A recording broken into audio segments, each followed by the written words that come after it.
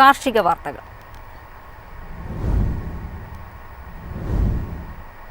മഴ തുടരുന്നതിനാൽ tapping തുടങ്ങാനാകാതെ rubber കർഷകർ പ്രതിസന്ധിയിൽ. വരുമാന സ്രോതസ് അടയുന്നതിനൊപ്പം റബ്ബറിന് രോഗങ്ങൾ ബാധിച്ച് നശിക്കുന്നതും കർഷകരുടെ ദുരിതം വർദ്ധിപ്പിക്കുകയാണ്.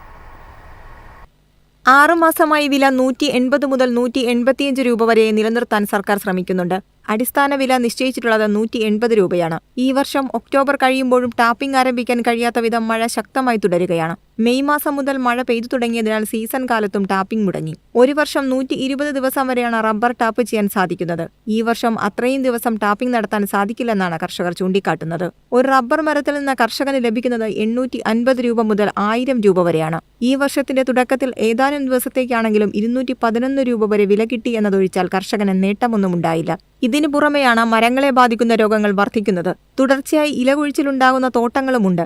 പട്ടമരപ്പ്, ഇലപ്പുള്ളി, തടിയിൽ കുത്തൻ തുടങ്ങിയ രോഗങ്ങൾക്ക് പുറമെ വേരുചീയൽ കൂടി റബ്ബർ കൃഷിയെ ബാധിക്കുന്നുണ്ട്. News desk MyFin TV.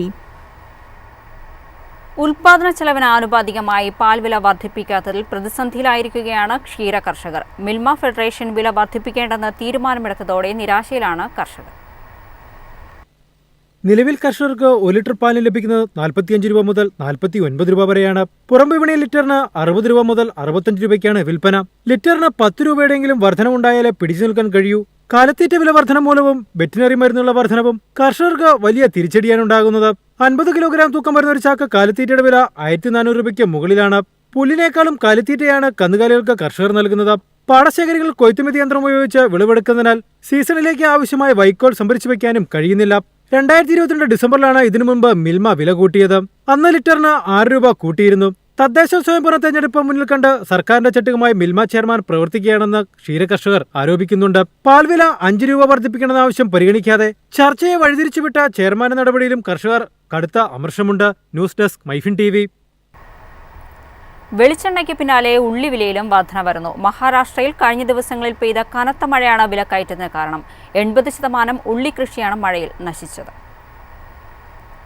നാസിക്കിൽ മാത്രം 5 ലക്ഷത്തിലധികം ഏക്കർ ഉള്ളിക്കൃഷി നശിച്ചു. 2 ലക്ഷത്തിലധികം കർഷകരെയാണ് ഈ നഷ്ടം പ്രതിസന്ധിയിലാക്കിയിരിക്കുന്നത്. ഉള്ളി വൻതോതിൽ നശിച്ചതോടെ വരും മാസങ്ങളിൽ രൂക്ഷമായ ഉള്ളിക്ഷാമം ഉണ്ടാകുമെന്നാണ് വിവരം. പ്രശ്നം പരിഹരിക്കാൻ ഉടൻ കൃഷിയിറക്കണമെന്ന് സർക്കാർ ആവശ്യപ്പെടുന്നുണ്ടെങ്കിലും കർഷകർ തയ്യാറാകാത്തതും വെല്ലുവിളിയാണ്. കൃഷിയിറക്കാനുള്ള ചെലവ് കൂടുതലാണെന്നാണ് കർഷകർ പറയുന്നത്. കഴിഞ്ഞ വർഷം ഈ സമയത്ത് ക്വിന്റലിന് 4000 മുതൽ 5000 രൂപ വരെ വിലയുണ്ടായിരുന്നെങ്കിൽ ഇപ്പോൾ 900 രൂപയാണ് കിട്ടുന്നതെന്നും കിലോയ്ക്ക് 8 രൂപ വില കിട്ടിയാൽ എങ്ങനെ കൃഷിയിറക്കുമെന്നുമാണ് കർഷകരുടെ ചോദ്യം. നാസിക്കിൽ നിന്നാണ് കേരളമടക്കമുള്ള ദക്ഷിണേന്ത്യൻ സംസ്ഥാനങ്ങളിലേക്ക് അധികവും ഉള്ളി എത്തുന്നത്. നിലവിൽ കിലോയ്ക്ക് 33 രൂപ 90 പൈസ നിരക്കിലാണ് കേരളത്തിലെ ഉള്ളിവില. News desk MyFin TV.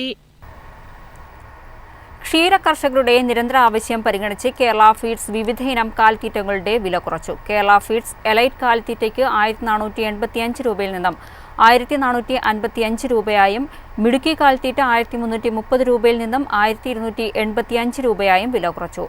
Diary rich plus 1400 രൂപയിൽ നിന്നും 1370 രൂപയായും, കിടാരികൾക്കുള്ള തീറ്റയായ മഹിമയ്ക്ക് 525 രൂപയിൽ നിന്നും 500 രൂപയുമായാണ് വില കുറച്ചത്.